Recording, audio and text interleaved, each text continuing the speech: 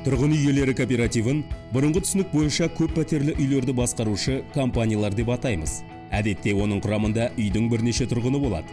Алайда әрбір үйдің төл есеп шоты болуы қажет.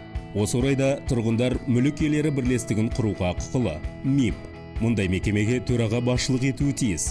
Оны тұрғындар жиналыста таңдайды. Егер кандидат бас тартатын болса, үй кеңесі басқарушы компаниямен 1 жылға уақытша келісімшарт жасау туралы шешім қабылдайды. Бұл мекемеге жалпы үй мүлкі және МИП атынан келісімшарт жасау ісі сеніп тапсырылады. Бірінші кезекте бұл қызмет көрсету және коммуналдық компаниялармен жасалған келісім. Қуат көзі, жылу, сумен қамту, тұрмыстық қоқысты шығару. Тұрғын үй қорының ахуалына қатысты толыққанды жауапкершілік кәсіби басқарушыларға жүктеледі.